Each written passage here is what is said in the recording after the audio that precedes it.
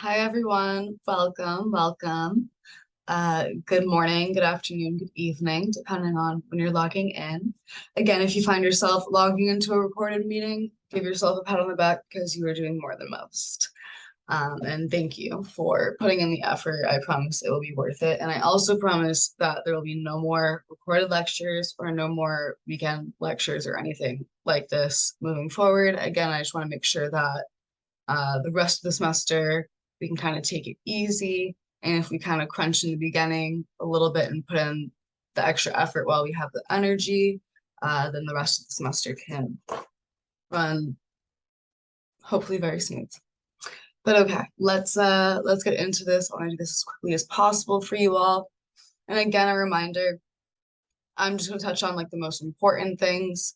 Please use your resources such as your textbook and YouTube. I will point out things that I think that you should YouTube. And of course, if you have any questions after using your resources, of course, reach out to me with any questions. Someone speed a note there.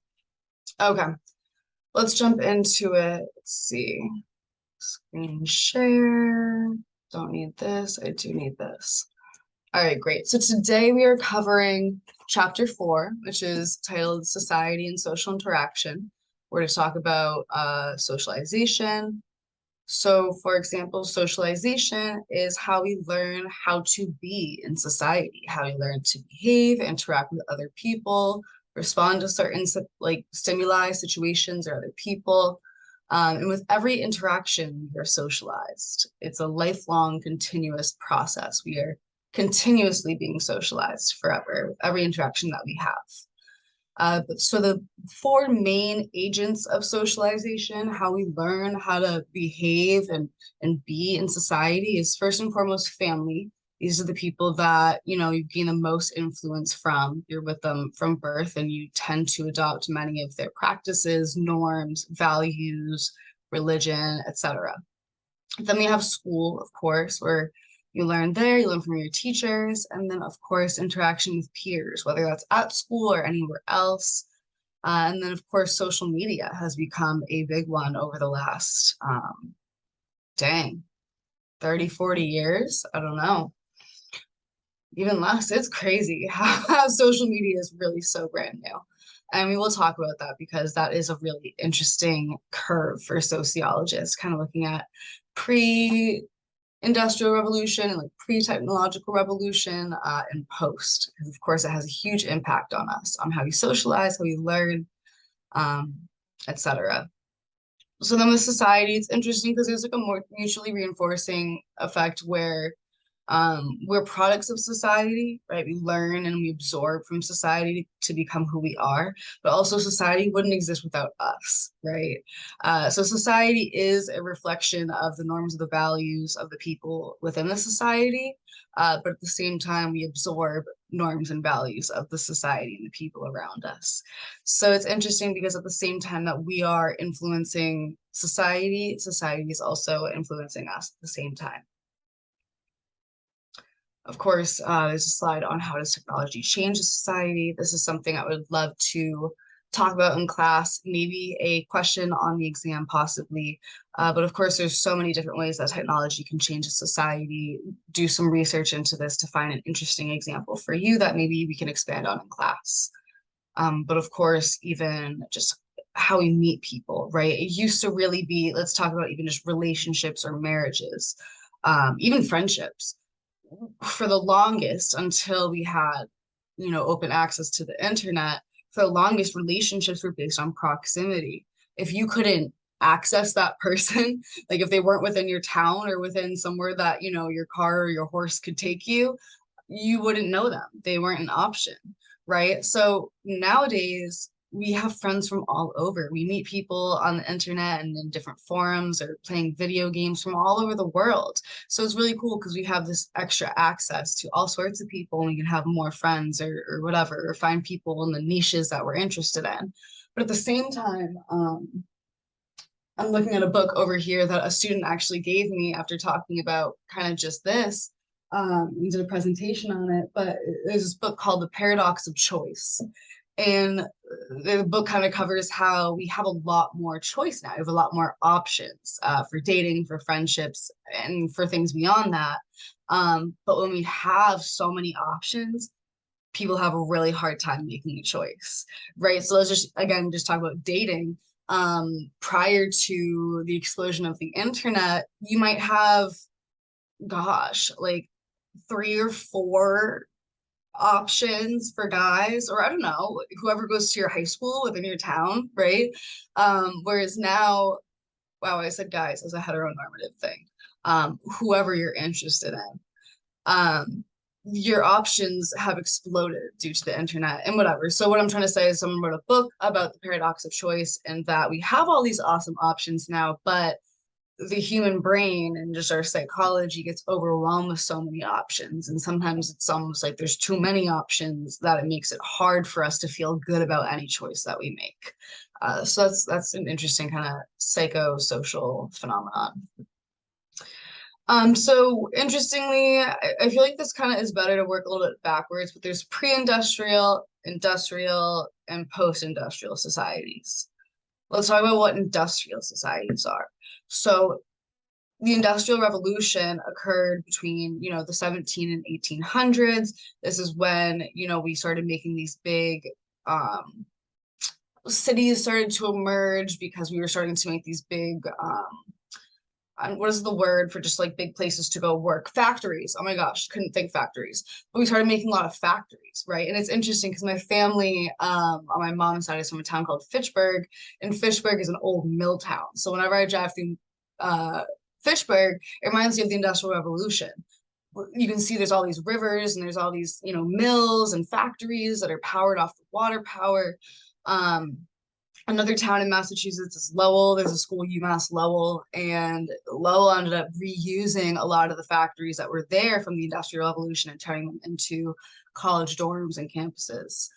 But whatever. So Industrial Revolution was marked by, we started to get different sources of power, whether that's, water or steam.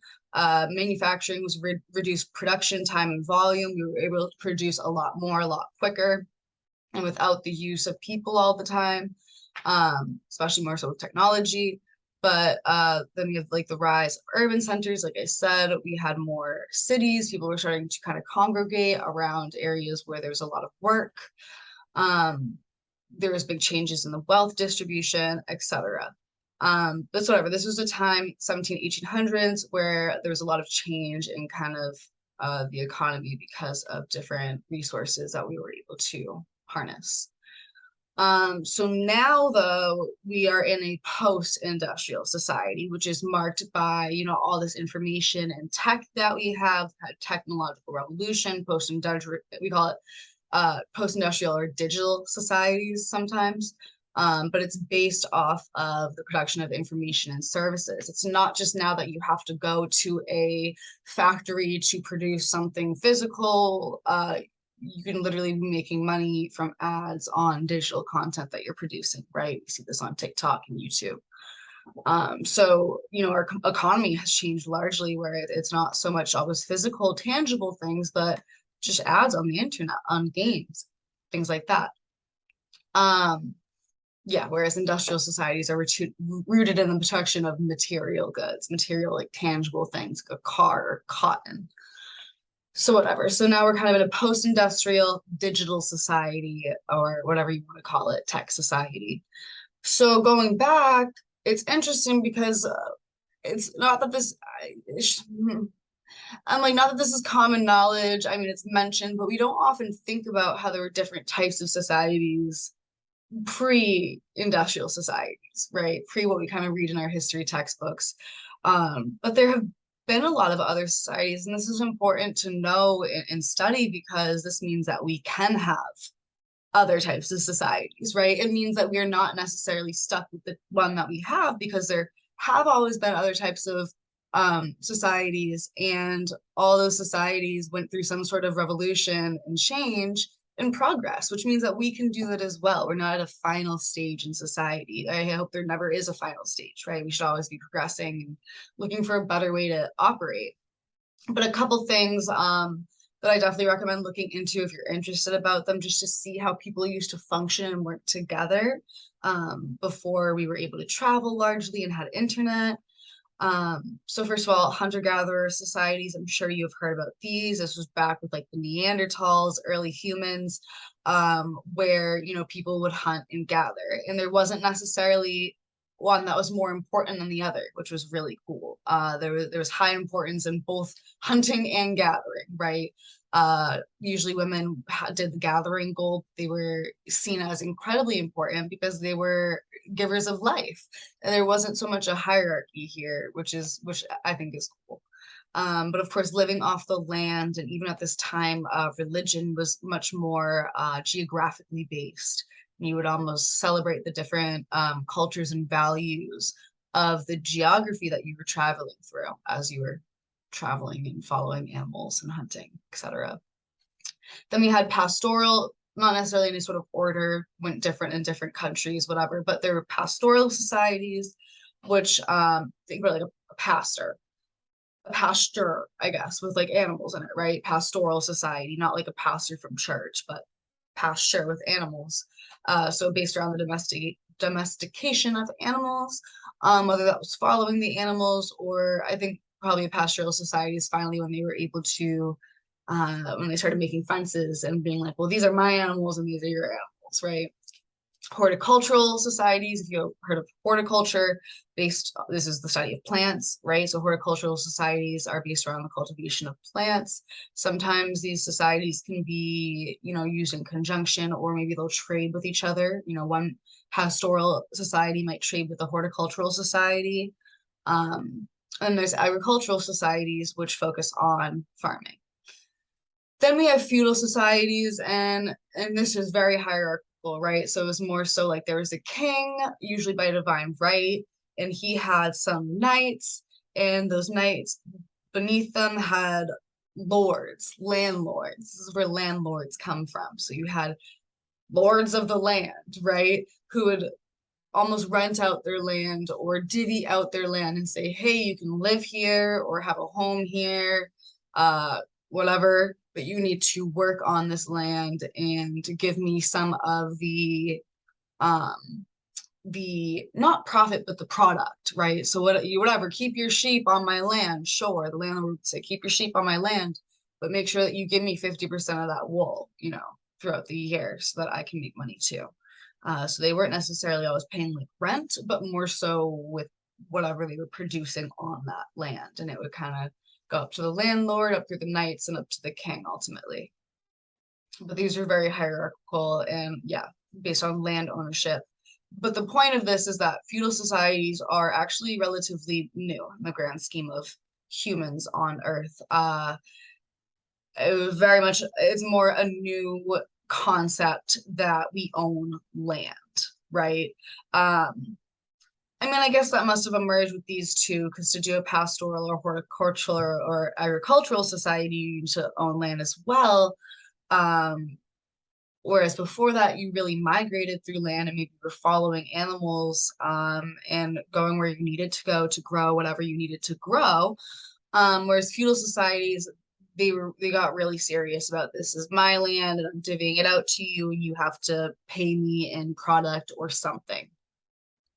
It's just interesting to me because I'm like, that means that it's not an automatic that we have to do this land ownership thing. There's definitely a lot of controversy around it if you want to look into it, but some argue that, man, I won't even get into it, but that land ownership is kind of, unethical, or I don't know. I'm like, talk to some Native Americans. They'd be like, what do you mean?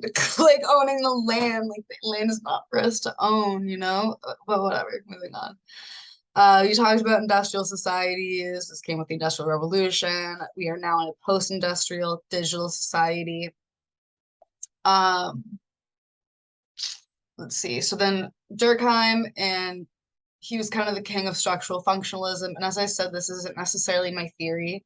So this is something I would definitely encourage you to go on YouTube and look up a video about anime. It's interesting. I'm just not the best at explaining it yet, but it is an interesting sociological concept that is worth looking into or doing a little bit more research on.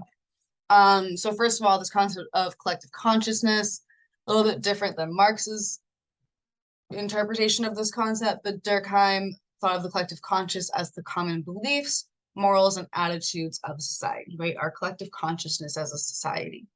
Social integration refers to the strength of ties that people have to their social groups. So, like, I don't know, strong social integration would mean that, you have strong ties with family, friends, community, church, whatever it is. Low social integration, if you think about it, maybe someone living in a woods or people living very separate and doing their own thing and not working together as a community. So anomie is a situation in which the society no longer has the support of a firm collective conscience. You can kind of think of this sometimes as, I don't know, chaos. It's when the norms and the values of the society kind of get lost. It's not usually that there's like no norms and values because that doesn't really make sense. But a sense of kind of normlessness where people are a little confused about which way we're going, don't know how to act. There's nothing really incentivizing or punishing or rewarding a certain type of behavior. It's kind of just, I think of like the purge almost. So like a sort of lack of moral compass, maybe. But so for like example, that's real, that's not the purge, would be like if a like think about, I don't know, remember when like the hurricanes went through Haiti or just any sort of like natural disaster, tornado, where a lot of a community is destroyed or just put into chaos. Um, Not necessarily to say they might turn towards criminal activity, because I think we all engage in criminal activity, but just to say that they might engage in activity that is not typically of the norm of their society prior to the disaster, right? So let's say the society or the country really values community and sharing and trading, but then some sort of natural disaster happens where that's really disrupted and they're not able to kind of be a community and trade. People will have to search for other means of doing things that's not what they typically did. That might not be the typical values or norms of that society, but because they were disrupted, because something happened, right? And it's gonna be a lot of other things. I definitely recommend going to watch a YouTube video on anomie, because it is interesting for sure. And that might be I might have that be a question on the exam, just because it's a concept worth understanding. Moving forward, a couple more terms from Durkheim, and who again is a structural functionalist. Again, this is a macro theory, right? Institutional, big structures. Um, the book mentions mechanical and organic solidarity. It's not something that you need to like know or memorize, but it is, if you're a structural functionalist, then these are terms that you might be interested in. So Durkheim writes about mechanical and organic solidarity. So by mechanical solidarity, if you think about like robots or literally mechanics, he's kind of talking about how society is a machine or a group of machines working together, right, to function and to flow. And he kind of says, like, well, same way that if a machine stops working, we'll just replace the broken part. It's kind of brutal. But mechanical solidarity is that, it's based on the sameness and the like-mindedness of people in a society who all maybe have a common goal. Think very robotic, right? Like one goal and we're all working towards it and we have to do it. And if one man goes down, another man's just going to replace them. That's mechanical solidarity. Traditional and rural societies are typically held together this way. That's what Durkheim says. In contrast, there's organic societies, right? And so this one more so not that it doesn't have that common goal like in the mechanical solidarity, but within that common goal, let's say that common goal is just social progression, they embrace the uniqueness and individuality of the people within the society. And rather than making sure everybody does the same thing, same job, the same goal, they're like, you do what you're good at, you do what you're good at, you do what you're good at, and we'll all work together to make us a strong society. And that solidarity is in the recognition that the interdependency of roles, the dependence of us on each other within society is how we run and flow.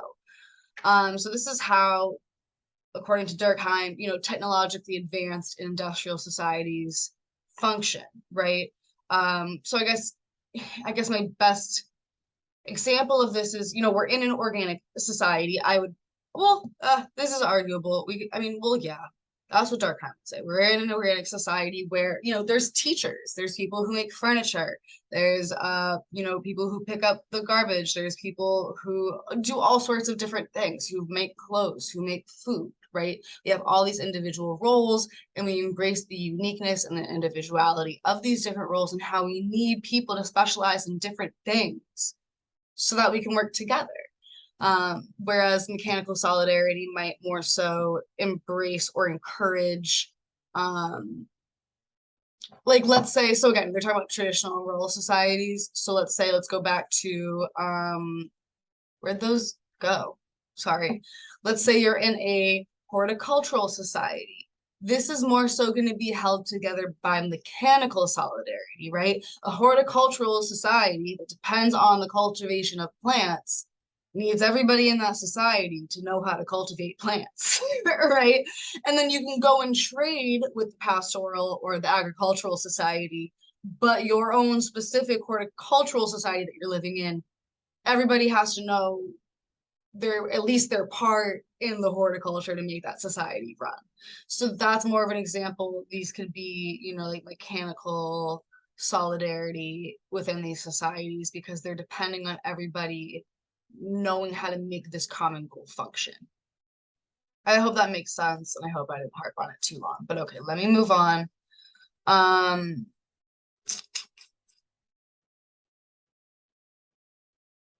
did talk about this in class. I don't want to talk about it for too long because once I get started, I don't stop. But we did, yeah, I won't harp on it too much now because I'll talk about it a bunch in class. I will give you a hint right now that knowing how to spell this word might benefit you later on at some point in this class. If you know how to spell this word at the end of the semester, I'll know that you logged into this lecture. But just hint, hint, wink, wink, okay? But okay, so the bourgeois, according to Karl Marx, who's a conflict theorist, who the bourgeois or the bourgeoisie are the owning class. They own the means of production. And what they mean by this, I was always confused by this, but the means of production means literally all the resources needed for the society to produce things, right? So the bourgeois, the owning class, the capitalists, the owners of the means of production own, let's say, the land that your factory, let's say you go to work, right? Let's say you go to work at, I don't know, Burger King. You don't own the land that you're working on. The owner does. You don't own the business that you're working in or any of the land. The owner does. You don't own any of the resources that you're using to make the burgers. You didn't buy the fries or the meat or the buns or the lettuce or the pickles. The owner did. You're putting together that burger and then you're going to use the owner's resources to wrap that burger up and put it in the owner's bag and give it to the customer. And at the end of the day, like you're just being paid, we call it wage labor. So what you are selling, you are literally selling your labor. You are selling your physical labor. And that's typically what happens in a capitalist society, unless you are the business owner or, ultra rich. You are selling your labor for wages. And it's funny, and we don't need to get into this, you don't really need to know this, but Karl Marx would call, let's say like a restaurant owner or any sort of like small business owner, petty bourgeois. By no means are they actually within the bourgeoisie. They still don't really own much. Like even a business owner still is probably paying a landlord rent to be able to have their business there, if you think about it. So they call them petty bourgeois. So even those people who are business owners are really part of the working class, which is the proletariat, okay? Proletariat is the working class. This is the 99.9% of us, okay? Even the business owners are the proletariat, the working class. Everybody. So we are all working class unless you are like CEO, CFO, or like part of the ultra rich, the like 0.005%. Okay. So it's not like anybody else is your enemy. It's like the very few at the very top who are ultra rich are the enemy. Okay. The rest of us are all, Marx wants us to realize that we are all in this together. The majority of us, the hard majority of us, right? So whatever, owning the means of production means they own the land that you're working on, the factory that you're working in, and they own all the resources that you're using within that working place, right? Yeah, so then the proletariat are the laborers, again, usually we're selling our labor for wages, which is wage labor. And then, Marx talks about the bourgeois and the proletariat specifically within a capitalist society, which had developed, at the time that he was around. Capitalism, we talked about this a little bit, and we'll go more into this, but capitalism is a way, it's an economy type. Okay, so it's a way of organizing an economy so that things are used to make and transport products so that the things that are used to make and transport products are owned by individual people and companies. On one hand, capitalism is good because if you can make it, you can make it big, but it also statistically doesn't allow for most people to achieve upward mobility, which means being able to move up in status or prestige, or just, being able to get I'm trying to say a salary increase, being able to move up, being able to move up in society, however that is, the goal is to be able to achieve upward mobility, and capitalism does not really allow for that for a lot of people. It does for the few, does for the lucky, yes, for the hard workers, but we all work hard, right? Well, I won't do this now. I'll do this in our class stratification chapter. But start to think about how this kind of like working hard thing is a little bit of a myth. This whole like, if you work hard, you'll make it, right? That's the American dream, is like, if you work hard, you'll make it, right? And meritocracy is the idea that hard work is justly rewarded. If you work hard, you will be rewarded for it. I do think that, hard work is rewarded and is worth it, I guess, but the point is that there are people who are working 3 shifts, 3 different jobs to put food on the family for their kids, and who are just scraping by to be able to pay rent. And then there are CEOs who are also working really hard, but they can take the weekends off on their yacht.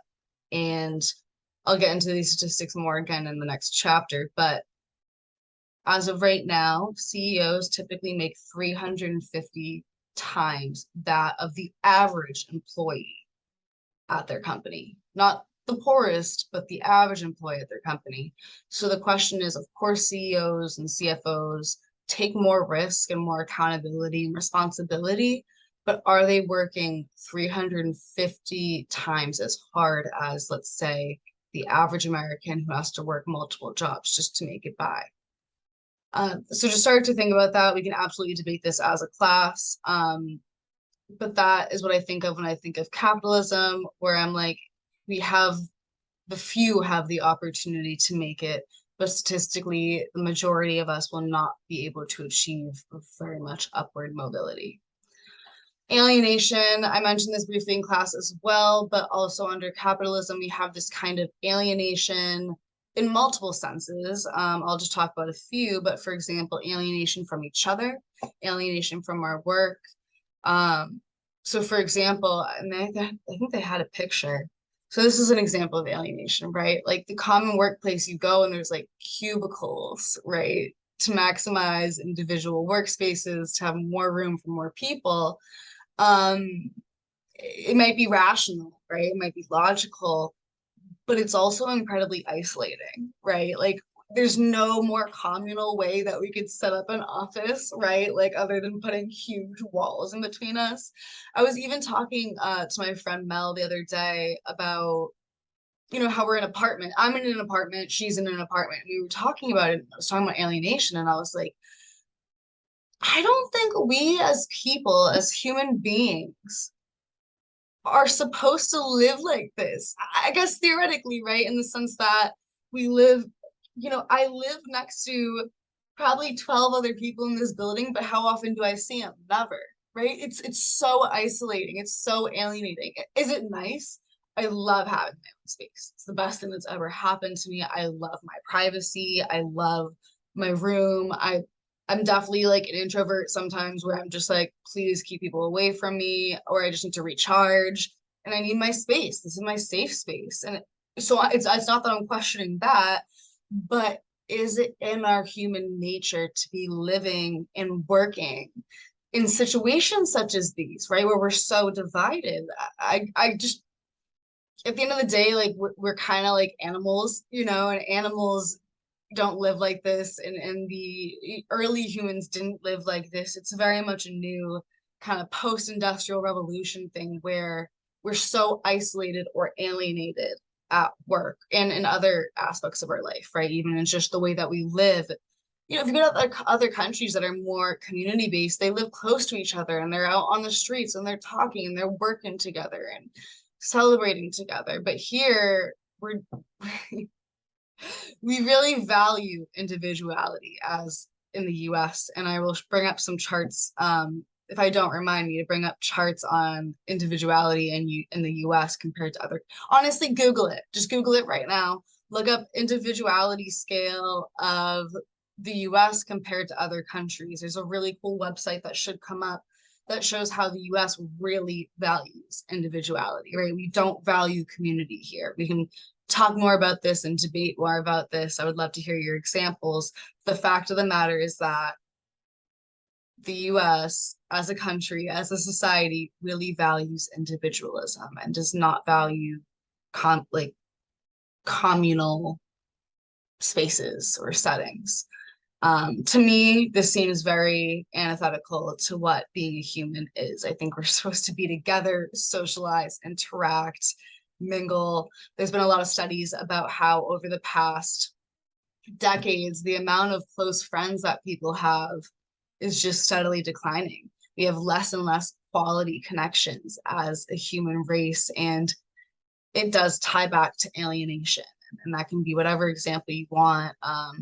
I brought up this example in class where I was like, we used to have specialties, right? So let's say that I'm a woodworker and my specialty is, I make chairs. Let's say I make rocking chairs. I'm on my sort of rocking chair right now. So let's say I hand make a rocking chair. I get to put, all my time into that and my focus and my love and my craft into that chair. And then somebody's gonna come pick it up or I come bring it to someone and they, give me some money or they trade me something, but I get to see the joy on their face and I get to see who's taking home this rocking chair that I spent 20 hours making, like handcrafting. So there's a kind of reward there, right? There's a kind of incentive to work there. If it's not for the money or whatever you're getting in return, it's for the joy of seeing all your hard work being put into something and someone really appreciating that. Whereas nowadays we have a lot of not the way like really or like a really like a factory industry anymore, but we have assembly lines and we do have factories, right? Where it's not that somebody is making the whole chair, but maybe somebody's making the seat and somebody's making the back and somebody's making the arms as the chair is going down the assembly line, and then maybe somebody's screwing on, the legs of the chair, but nobody's making the whole chair and nobody gets to see where the chair's going. The chair's probably going to, one of those big box furniture stores. So, it might sit there for a few months before anyone even buys it. So whatever, it's just a little bit more depressing. And the word for that is alienation. And I encourage you all, this will probably be a question on the exam for sure. To give an example of alienation and maybe how you face alienation. Now I have to write it down. But yeah. Yeah. So that will be an exam question for you to kind of define alienation in your own words, give an example, and tell me how that affects you or society. But you can apply it to anything, whether the way that we live, the way that we work, um, and beyond. So I'd be curious to see what you all think about alienation, but I do think that our society really pushes alienation of people from each other, from our work, and etc. I don't want to lecture for too much longer.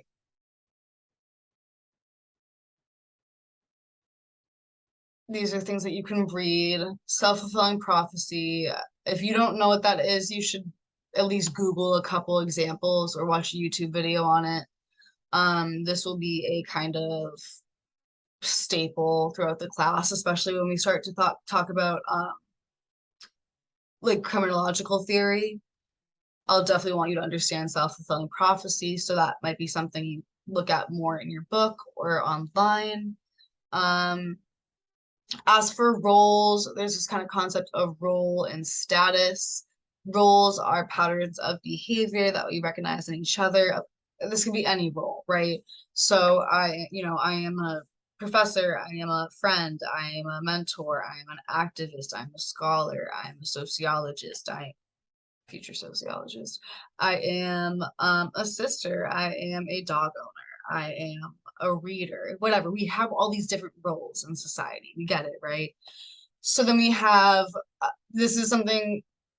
If you're interested, this is an interesting theory. If you want to look into like role strain theory, I would encourage it on YouTube. I'm not going to explain the whole thing right now, but role strain theory is pretty interesting. And again, it's something that's going to come up when we get into criminal why can't I say criminological today? When we get into crim theory, role strain theory will be an important part. So if you want to kind of get into that early, you absolutely can. But role strain refers to a stress. Whenever you hear strain, think stress. But role strain is stress that occurs when too much is required of a single role. So this might be difficulty meeting the role of a single status. So for example, this is a bad example they provided. But role strain, like literally any, let's say that, let's say I'm teaching, right? And my boss says, hey, can you pick up 4 more classes for this semester? That would be role strain because I'd be like, I thought I was just teaching 4 classes this semester and now you want me to teach 8. And then it would be role conflict because, as I've mentioned, I need to defend my thesis at the end of the semester. So maybe in another context, I might be able to handle teaching 6 classes. I hope to be able to teach 6 or 7 classes a semester after I get my master's degree, after I'm done with school. But as of right now, when I have multiple roles right now, like, so for example, right now I'm a student who needs to defend their thesis. I'm a teacher. I'm teaching a few courses right now. I am the secretary of DCSS. I am the co-chair of OGS. I am like all sorts of things, right?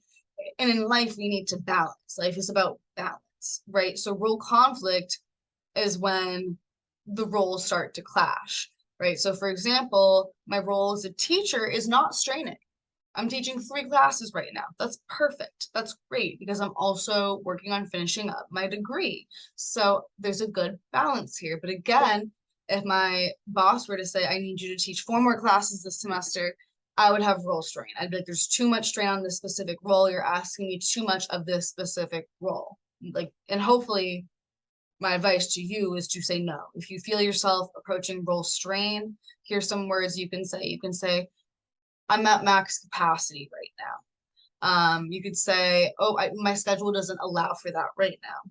Start to think about smart ways to say no, because the only person who's going to advocate for you is you, and the only person who's going to know when you're at your limit is you.